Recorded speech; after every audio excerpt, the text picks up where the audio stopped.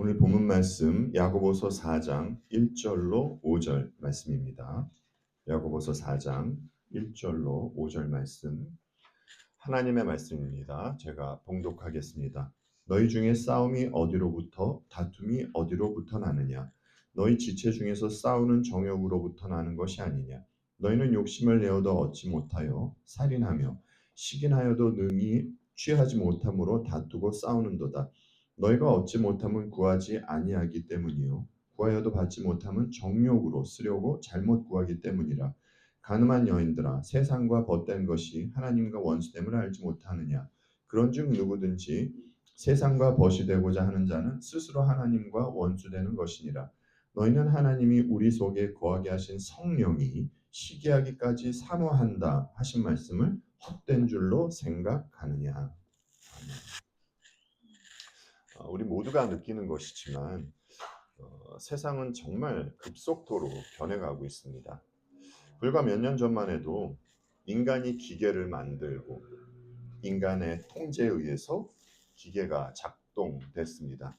하지만 지금은 그렇지가 않습니다. AI가 스스로 계획을 세우고 실행에 나아가는 시대가 되었습니다. 그러니까 이 시대의 사회는 굳이 인간이 개입하지 않아도 움직이는 사회로 변화되어 가고 있는 것이죠.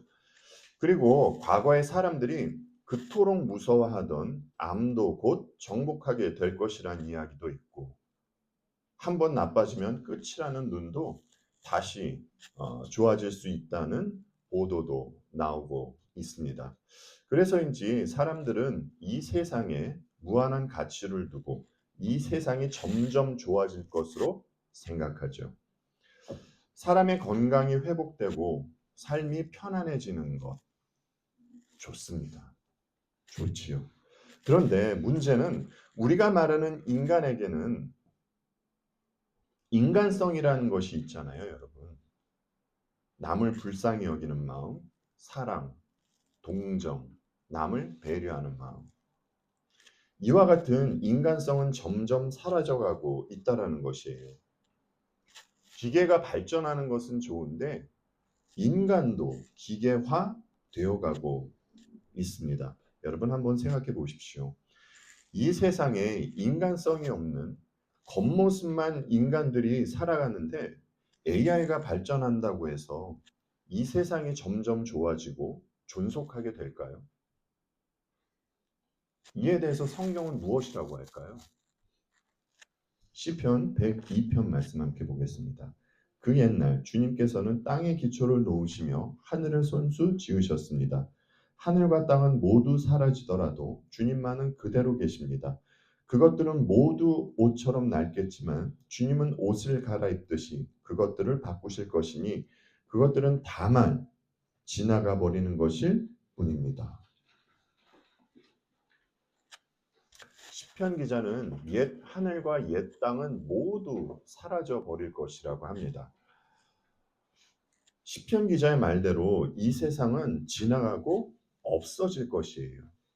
여러분, 하나님께서 창조하신 이 땅이 왜 없어져야만 하는 것이죠? 아담이 범죄했을 때 하나님이 말씀하셨잖아요. 내가 내게 먹지 말라 한 나무의 열매를 먹었은즉 땅은 너로 말미암아 무엇을 받고 저주를 받고. 예, 첫사람이 범죄함으로 말미암아 사람뿐만이 아니라 땅도 저주받았기 때문입니다. 그래서 저주받은 이 땅은 하나님의 때에 없어져야 하는 것이에요. 그런데 인간의 눈으로 보자면 이 세상이 어떻게 보입니까? 보암직스럽고 먹음직스러울 정도로 화려해 보이고 뭔가가 있어 보여요. 여러분 10일 전이 크리스마스였었잖아요. 크리스마스 시즌이 되면요. 세상이 얼마나 화려하고 흥겨운 분위기를 연출하는지 모릅니다. 여러분 크리스마스 시즌만 되면 왜 세상은 그토록 흥겨운 분위기를 연출하는 것일까요? 세상이 정말 예수 그리스도께서 이 땅에 오신 것이 즐거워서일까요? 그럴 리가요. 세상은 주님을 거부하고 못 박아 죽였는데 예수님을 죽여놓고 이제 와서 즐거워한다는 것은 말이 되지 않는 것이죠. 세상이 흥겨운 분위기를 연출하는 것은요, 결국 돈 때문입니다. 여러분, 세상이 크리스마스가 지나자마자 급하게 다른 분위기로 연출하는 것을 한번 보십시오. 지금 이 세상은 하나님의 말씀에 따라 움직이는 세상이 아니라 만몬이라는 돈에 따라 움직이는 세상이에요. 따라서 우리가 이 세상은 반드시 없어질 세상이라는 안목으로 이 땅을 바라봐야 하는 것입니다. 우리가 알고 그리고 인정하고 있듯이 인간은 죄인이에요. 의인에게는 의인에게만 보여지는 특징이 있듯이 죄인에게도 죄인에게만 보여지는 특징이 있습니다. 죄인에게 보여지는 특징이 너무 많아서 이 자리에서 다 열거할 수 없지만 죄인에게 보여지는 대표적인 특징이 욕심입니다. 예전에 욕심에 대해서 말씀드린 적이 있었는데 여러분, 욕심이 무엇이라고 했었죠? 혹시 기억나세요? 간단하게 말씀드리자면 과하게 자기 이익과 즐거움을 추구하는 것, 자신에게 주어진 목 이상의 것을 차지하려는 마음, 이것이 욕심입니다. 그러면 인간에게는 왜 욕심이 생겨나는 것일까요? 여러분, 인간에게는 왜 욕심이 있죠? 에베소서 2장 말씀을 보세요. 그때 너희는 그 가운데서 행하여 이 세상 풍조를 따르고 공중의 권세 잡은 자를 따랐으니 곧 지금 불순종의 아들들 가운데서 역사하는 영이라. 전에는 우리도 다 그 가운데서 우리 육체 욕심을 따라 지내며 육체와 마음에 원하는 것을 하여 다른 이들과 같이 본질상 진노의 자녀이었더니 라고 이렇게 사도 바울이 이야기를 하죠. 바울이 인간에게 욕심이 생기는 이유에 대해서 말하길 공중권세 잡은 자, 즉 마귀의 역사 때문이라고 합니다. 마귀가 인간의 죄를 자극해서 과하게 자기 이익과 즐거움을 추구하게 하는 것이에요. 보세요. 공중권세 잡은 자가 불순종의 아들들 가운데서 역사한다고 하잖아요. 여러분, 이 말인즉슨요, 마귀는 모든 자연인에게 역사하고 있다라는 것입니다. 그래서 자연인은, 죄인은 배우건 못 배우건, 가졌건 못 가졌건 마귀에게 휘둘릴 수밖에 없는 것이에요. 자, 그런데 문제가 욕심은 불신자만 내는 것이 아니라 그리스도인도 욕심을 낼 때가 있다는 것이에요. 우리도 욕심낼 때 있잖아요, 여러분. 우리가 주님을 믿고 신앙생활을 해도 여전히 우리 안에는 죄의 오염이 있습니다. 마귀는 우리에게 있는 이 죄의 오염을 자극해서 욕심을 내게 하는 것이에요. 그런데 여러분, 우리가 반드시 명심해야 할 것이 마귀가 우리를 자극한다고 해서 우리가 낸 욕심의 죄를 마귀의 탓으로 돌릴 수는 없다는 것이에요. 욕심을 낸 장본인은 우리이지 마귀가 아닌 것입니다. 그래서 우리가 항상 깨어 있어야 하는 것이에요. 그렇지 않고는 우리도 넘어질 수 있는 것입니다. 그러면 여러분, 인간이 욕심으로 구하게 될 때 욕심으로 구하게 되는 것이 무엇일까요? 인간이 욕심으로 구한다는 것은요, 이미 하나님을 하나님으로 대하는 것이 아니라 하나님을 우상으로 대한다는 것입니다. 여러분, 금송아지 사건 떠올려 보세요. 다 알고 계시잖아요. 이스라엘은 하나님의 이름을 부르면서 하나님을 우상으로 만들었습니다. 이렇게 금송아지를 섬기는 백성에게 하나님께서 뭐라고 하셨죠? 내가 그들에게 명령한 길을 속히 떠나 누구를 위해서 송아지를 부어 만들고 라고 하셨죠? 자기를 위하여. 예. 인간이 욕심으로 구하게 되는 것은요, 하나님과의 뜻과는 상관없이 오로지 이 땅에서 잘 먹고 잘 살기 위해 나를 위해 구하는 것입니다. 이것이 물질적인 것이 될 수도 있고요. 사회에서의 위치가 될 수도 있고 뭐 여러 모양으로 나타날 수 있는 것이에요. 그러면 여러분, 나를 위해 구하는 것은 모두 잘못된 것인가요? 여러분은 여러분을 위해서 하나님께 구하는 것 없습니까? 예, 이에 대해서는요, 잠시 후에 다시 말씀드리겠습니다. 몇 주에 걸쳐서 이제 계속 드렸던 말씀이 있습니다. 누군가 욕심으로 구했음에도 불구하고 그것을 구하게 되는 것. 어떤 이들은 욕심으로 구했어도 구하게 되잖아요. 여러분, 축복입니까? 저주입니까? 예, 저주입니다. 시편 106편 말씀 한번 보세요. 광야에서 욕심을 크게 내며 사막에서 하나님을 시험하였도다. 그러므로 여호와께서는 그들이 요구한 것을 그들에게 주셨을지라도 그들의 영혼은 쇠약하게 하셨도다. 욕심으로 구했음에도 불구하고 구하게 되는 것은요, 무서운 저주입니다. 여러분, 욕심이 잉태한즉 무엇을 낳죠? 예, 죄를 낳고, 죄가 장성한즉 어떻게 되죠? 예, 사망을 낳습니다. 이것이 야고보서 1장 15절의 논증이지 않습니까? 욕심의 결국은 사망이에요.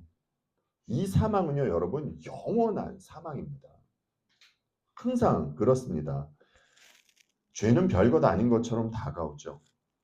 사울도 처음에는요, 다윗을 시기하고 질투하는 것으로 시작한 것이에요. 다윗은 그냥 그저 어떤 여인이 목욕하는 것을 지켜본 것으로 시작한 것입니다. 여러분, 모세도 보세요. 모세는요, 그저 순간 기분에 따라서 자기가 들고 있는 지팡이를 바위를 2번 친 것뿐이었어요. 하지만 그들이 저지른 행위에 대한 대가는 엄청난 것이었습니다.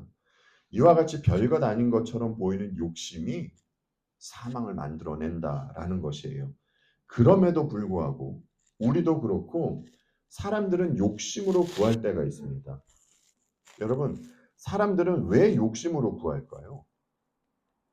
오늘 본문에서 힌트에서 이야기해 주죠.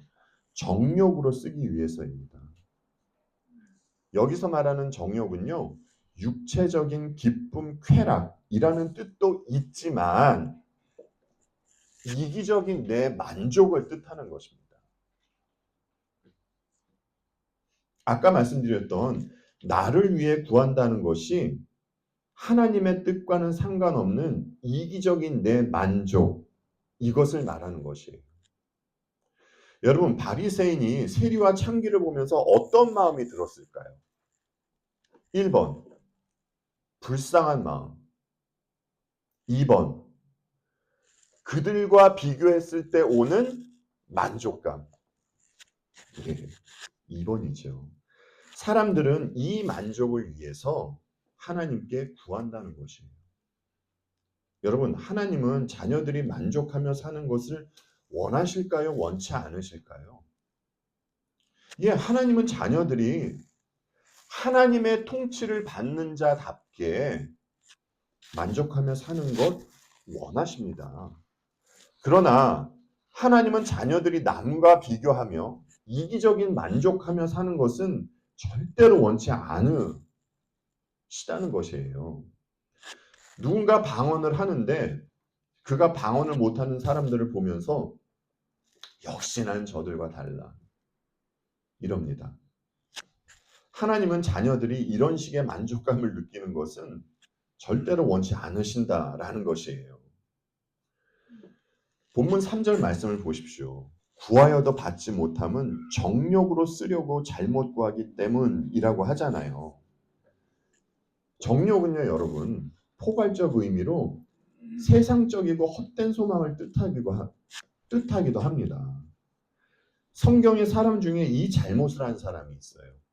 우리가 마태복음을 살펴볼 때 봤던 대목입니다. 마태복음 20장 20절로 24절 말씀을 세 번역으로 함께 보겠습니다. 그때 세베대의 아들들의 어머니가 아들들과 함께 예수께 다가와서 절하며 무엇인가를 청하였다. 예수께서 그 여자에게 물으셨다. 무엇을 원하십니까? 여자가 대답하였다. 나의 이 두 아들을 선생님의 나라에서 하나는 선생님의 오른쪽에 하나는 선생님의 왼쪽에 앉게 해주십시오. 예수께서 대답하셨다. 너희는 너희가 구하는 것이 무엇인지도 모르고 있다. 내가 마시려는 잔을 너희가 마실 수 있겠느냐? 그들이 대답하였다. 마실 수 있습니다. 예수께서 그들에게 말씀하셨다. 정말로 너희는 나의 잔을 마실 것이다. 그러나 나의 오른쪽과 왼쪽에 앉히는 그 일은 내가 할 수 있는 것이 아니다. 그 자리는 내 아버지께서 정해놓으신 사람들에게 돌아갈 것이다. 열 제자가 이 말을 듣고 그 두 형제에게 분개하였다. 여러분, 열 제자가 이 말을 듣고 왜 분개했다고 했죠? 예, 그들도 똑같은 생각을 하고 있었기 때문입니다. 보세요, 여러분. 세베대의 아들들의 어머니가 주님께 청을 하잖아요. 어머니는 아들들이 잘 되었으면 하는 마음으로 주님께 청을 한 것이에요. 그런데 이 어머니는 한편으로는 어떤 마음이 있었던 것입니까? 내 아들들만 잘 되면 이라는 마음이 깔려 있는 것이에요. 이 어머니가 예수님께 온 것, 여기까진 좋았습니다. 하지만 어머니가 구한 것이 실상은 세상적인 가치로 세상적인 것을 구한 것이나 마찬가지인 것이에요. 이러한 것은요, 구해도 받을 수 없다라는 겁니다. 교회 다니는 사람들은요, 건강한 교회, 영적인 교회를 선호하고 좋아한다고 합니다. 그도 그럴 것이 요즘에는 부정부패가 많은 교회, 세상의 회사와 같은 교회가 많아서일 겁니다. 그런데 여러분, 교회에 있어서 무엇이 건강한 교회이고 무엇이 영적인 교회입니까? 지난번에도 말씀드렸지만 요즘에는 사람들이 영적이라는 말을 굉장히 좋아하는 것 같습니다. 여러분, 재정적으로 깨끗하고 선교 많이 하면 건강한 교회인가요? 예, 물론 건강한 교회는요, 재정적으로 깨끗하고 예수 그리스도를 전하는데 힘을 기울입니다. 그런데 우리가 주의해야 할 것이 재정적으로 깨끗하고 선교도 열심히 하는데 정작 성경이 말하는 바와 다르게 다른 복음을 전할 수도 있다는 것이에요. 이것은 외적으로 건강하게 보일지 모르지만 실상은 건강한 교회가 아닙니다. 그리고 여러분, 단회적인 이벤트성으로 뭔가를 만들어서 사람들로 하여금 느낌을 주려고 하는 교회, 분명히 말씀드리지만 이것은 교회 아닙니다. 심하게 말하자면 공중권세 잡은 자가 장난치는 곳에 불과한 겁니다. 그런데 이렇게 사람들의 감정을 자극하면서 커지는 교회를 건강한 교회라고 하는 시대가 되어버렸습니다. 그리고 연말이나 연초가 되면 무슨 기도회 해서 기도를 합니다. 여러분, 교인들이 교회에 모여서 기도하는 것 너무 좋은 것입니다. 교인들이 함께 모여서 찬양하고 기도하는데 왜 이것이 나쁜 것이겠습니까? 좋은 것이죠. 그런데 말입니다, 여러분. 그 기도회가 나쁜 기도회가 될 수도 있어요. 여러분, 수없이 많은 인파가 새벽에 혹은 밤에 교회를 찾아 기도회를 하면 그 교회가 영적인 교회인가요? 그 수없이 많은 사람들의 기도 제목이 조금 전에 말씀드렸던 세베대의 아들들의 어머니와 같은 것이라면 그 교회에 수십만 명, 수백만 명이 몰려도 그것은 영적인 교회가 아니에요.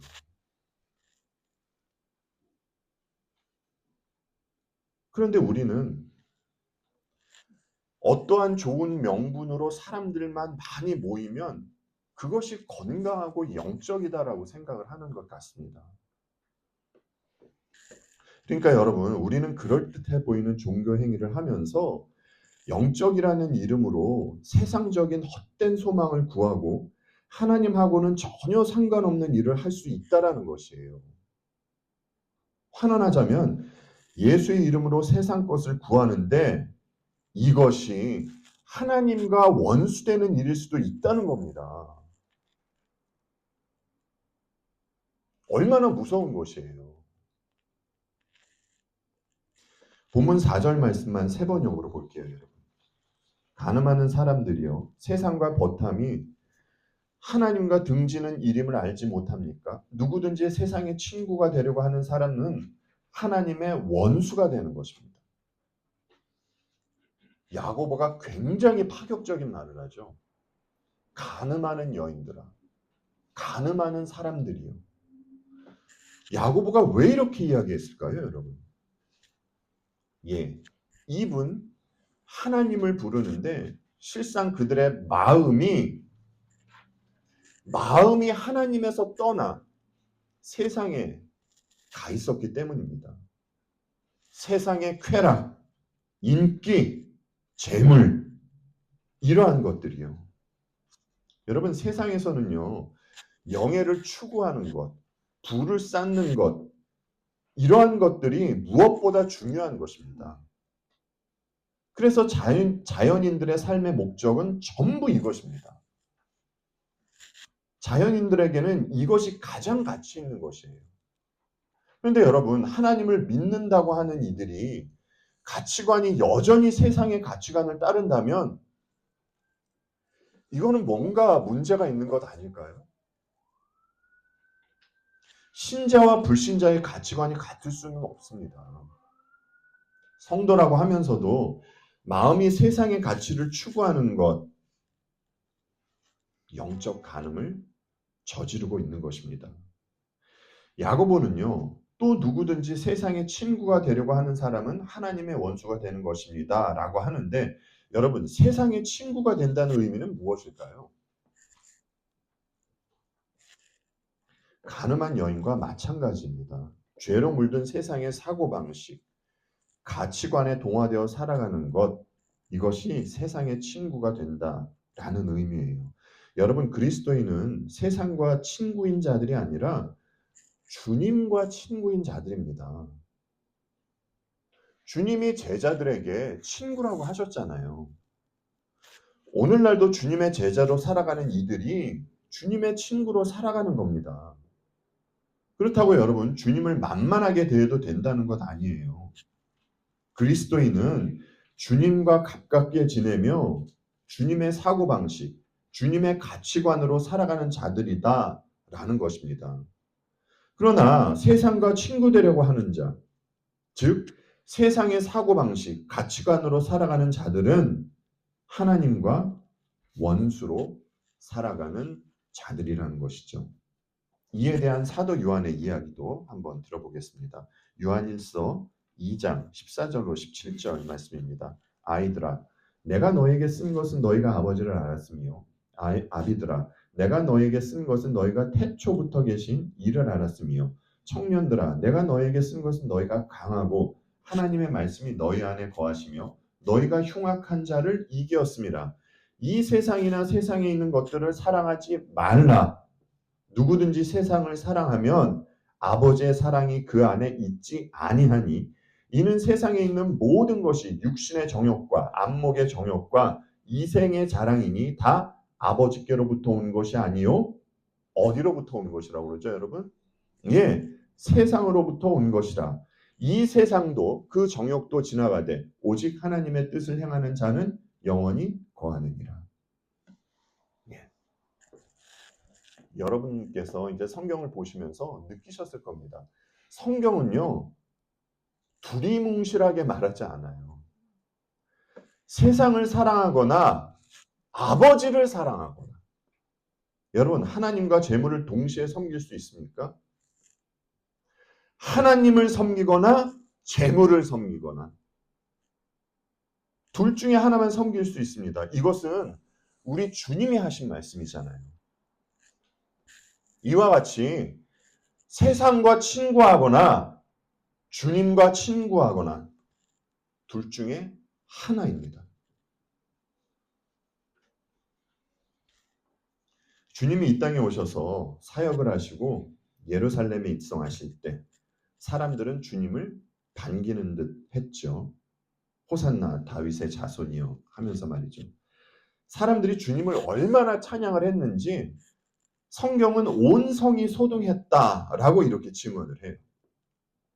그런데 주님을 찬양하던 목소리가 변하는데 어떻게 변하죠, 여러분? 예, 주님을 십자가에 못 박으라는 소리로 변합니다. 여러분, 무엇이 군중들을 변하게 한 것일까요? 군중들은요, 가지고 있었습니다. 무엇을요? 예, 자기가 원하는 메시아관이요. 그들이 원하는 메시아는 어떤 메시아였습니까? 힘 있는 메시아. 그렇죠? 이 땅에서 자신을 구원해주고 잘 살게 해줄 메시아.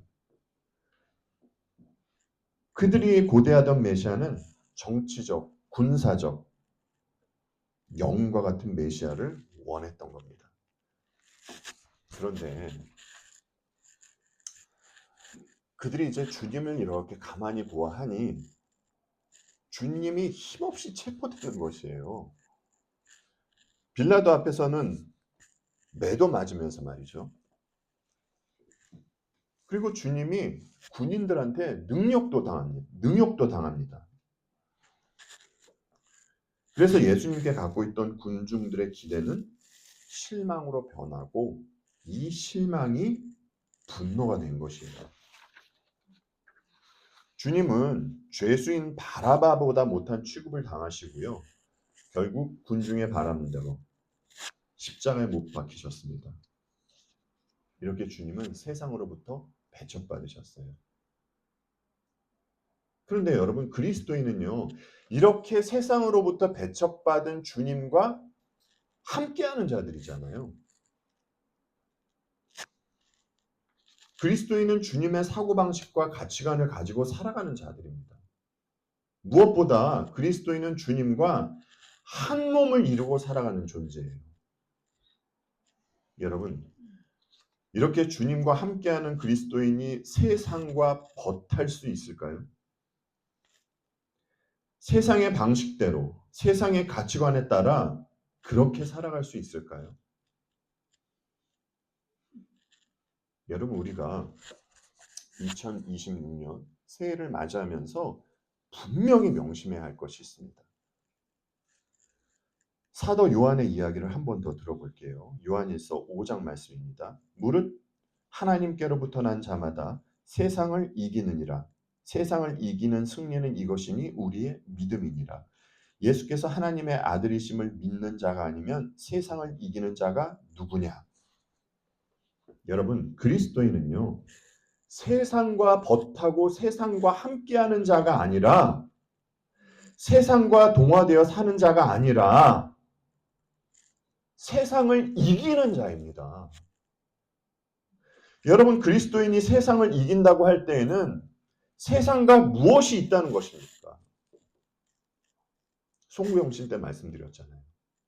전투가 있다는 겁니다. 우리가 믿음을 지키기 위해서는 반드시 있어야 하는 것이 영적 전투예요. 아까 말씀드렸듯이 그리스도인은 세상과 같은 가치관을 공유할 수가 없습니다. 그리스도인은 하나님 나라 백성으로 살아가는 자들이에요. 세상 사람은 세상이 정해놓은 가치를 추구하며 사는 자들이고 하나님 나라의 백성은 하나님께서 정해놓으신 가치를 추구하며 사는 자들입니다. 따라서 두 나라 백성 사이에는 가치의 충돌이 일어날 수밖에 없는 것이에요. 그것이 당연한 것입니다. 그런데 여러분, 이 부분에 있어서 중요한 것이 있습니다. 세상의 관점으로 보자면 말 그대로 이기는 것이 이기는 것입니다. 그 십수년 전에 했던 개그 프로에서 여러분들도 기억하시는 분이 계실 겁니다. 1등만 기억하는 더러운 세상이라는 유행어가 있었어요. 사회를 풍자한 개그인데 어찌 보면 이 세상은요, 1등 외에는 전부 패자로 여기는 경향이 있는 것 같습니다. 그런데 성경의 관점으로 보자면 그렇지가 않습니다. 여러분, 구약의 인물 중에 믿음을 지킨 자 하면 누가 가장 먼저 떠오르세요? 여러분, 그 각자마다 그 떠오르는 인물이 다 다를 것이지만 대표적인 인물 중에 그 한 사람이 다니엘과 새 친구입니다. 다니엘은요, 하나님께 3번씩 기도를 하다가 모함을 받고 사자굴에 던져지잖아요. 여러분, 이 사건을 세상적인 관점으로 보자면 다니엘이 세상과의 싸움에서 패배한 것으로 보이지 않습니까? 물론 그가 사자굴에서 건지움을 받지만 말이죠. 그런데 기독교의 관점으로 보자면 이것이 세상과의 싸움에서 승리한 것이에요. 그리고 여러분, 우리 믿음의 선배들을 한번 보자고요. 로마의 그리스도인은요, 황제 숭배를 거부했습니다. 여러분, 그래서 이들이 어떻게 되었습니까? 예, 핍박을 받았습니다. 그들이 받은 가장 약한 핍박이요, 재물을 몰수받는 것이었어요. 그리고 좀 더 강한 핍박은 마치 다니엘과 같이 굶어 있는 사자에게 던져지거나, 그래서 사자밥이 되거나 화형에 처해지는 것이었습니다. 어떻습니까, 여러분? 세상이 이들을 승리자로 볼까요? 패배자로 볼까요? 예, 세상은 이들을 패배자로 봅니다. 그러나 성경의 관점으로 보자면 이들이 진짜 승리자인 것입니다. 예수 그리스도께서 패배 보이는 십자가로 승리하셨듯이 말이죠. 그렇다면 여러분, 세상과 버타는 자들은 자신의 욕심으로 세상 것을 구한다고 하는데 그리스도인은 무엇을 구할까요? 여러분은 하나님께 무엇을 구하시죠? 여러분, 예수 그리스도를 믿는 이들은요, 아버지께 무엇이든지 다 구할 수 있습니다. 그러나 조심해야 할 것이 아버지 앞에 솔직하게 나아가 구해야 하는 것이지, 나의 필요를 아버지께 말씀드리고 구해야 하는 것이지, 하나님과 어떤 거래를 하는 형식으로 구해서는 안 된다는 겁니다. 여하튼 우리는 아버지께 뭐든지 다 구할 수 있으나 사실 우리가 구해야 하는 것은 이것이에요. 창세기 15장 1절 말씀 보세요, 여러분. 이후에 여호와의 말씀이 환상 중에 아브라함에게 임하여 이르시되 아브라함아 두려워하지 말라. 나는 내 방패요 너의 지극히 큰 상급이니라. 그러니까 지금 저희가 이제 창세기 15장 1절 말씀을 보았는데 요 전장 14장에는요. 아브라함이 그 조카 롯을 구한 사건과 멜기세덱을 만난 사건이 있어요. 아브라함은 롯을 구하기 위해서 전쟁을 하고 이 전쟁에서 승리합니다. 전쟁에서 승리했다는 것은 전유물을 소유할 수 있다라는 것인데 아브라함은 이 전유물을 소유하지 않고 모두 소돔 왕에게 줍니다. 아브라함은 전쟁에서 승리했지만 아무런 보상을 차지하지 않은 것이에요. 이때 이제 하나님께서 그에게 나타나셔서 조금 전에 우리가 보았던 그 말씀대로 하나님 자신이 아브라함의 큰 상급 이제 보상이 되어 주시겠다라고 이제 말씀을 하시는 것이에요. 여러분, 하나님은 아브라함에게만 큰 상급이 되실까요? 아니요. 하나님은 모든 그리스도인에게 큰 상급이 되시는 겁니다. 따라서 우리는 상급이신 하나님을 구해야 하는 것이에요. 근데 여러분, 이것은요, 하나님을 구할 수 있는 자들은요, 구원받은 하나님의 백성밖에는 없어요. 그러니까 하나님을 구한다는 것 자체가 이미 보상인 것입니다. 그러면 여러분, 조금 더 구체적으로 보이지 않는 하나님을 구한다는 것은 무엇일까요? 예, 내 뜻을 걷고 하나님의 뜻을 구하고 따른다는 겁니다. 자, 그런데 하나님의 뜻이 우리를 고난으로 이끄는 것이면 어떻게 하죠? 히브리서 11장 말씀 볼게요.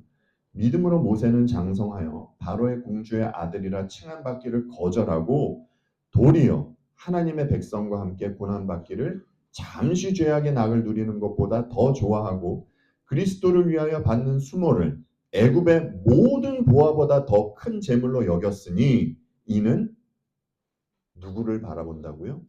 상주심을 바라봅니다. 이것이 하나님을 구한 자의 삶이에요. 여러분은 그리스도를 위하여 받는 수모와 애굽의 모든 보화 둘 중에 무엇을 선택하시겠습니까? 마음 같아서는 둘 다 선택하시고 싶으시죠. 근데 아까도 말씀드렸듯이 그럴 수가 없어요. 여러분 둘 중에 무엇을 선택하시겠어요? 세상은 애굽의 보화를 선택하라고 유혹을 하죠. 그러나 그리스도인은 그럴 수가 없습니다. 그리스도를 위해 받는 수모가 애굽의 보화보다 더 가치 있게 여겨지기 때문에 그리스도인은 그럴 수가 없어요. 여러분 그리스도인은요. 나를 위해 십자가에 달리시고 그 십자가에서 흘리신 주님의 보혈이 그 어떤 보화로도 살 수 없는 가장 가치 있는 것이라는 것을 알기 때문에 애굽의 보화를 선택할 수 없는 겁니다. 그리고 무엇보다 세상이 거부하고 내친 예수 그리스도를 사랑하기 때문이에요. 그래서 우리는 주님을 거부한, 주님을 내친 세상과 버탈 수가 없는 겁니다. 여러분, 오늘 본문 5절을 보세요. 하나님께서는요, 우리를 사모하신다고 하세요. 천지를 창조하신 창조주께서 맨날 죄만 짓고 있는 피조물을 사랑하신대요. 아니, 사모하신대요. 하나님께서 사랑하는 마음으로 우리를 갈망하신다고 합니다. 그래서 우리의 인생이 우리를 사모하는 주님 예수 그리스도로 점철되어지는 것이에요. 우리도 주님을 더욱더 사모하는 자들로 지어져 가는 것입니다. 여러분, 이런 이유에서 우리는 절대로 세상과 버탈 수 없는 겁니다. 절대로 그럴 수 없는 것이에요. 기도하겠습니다.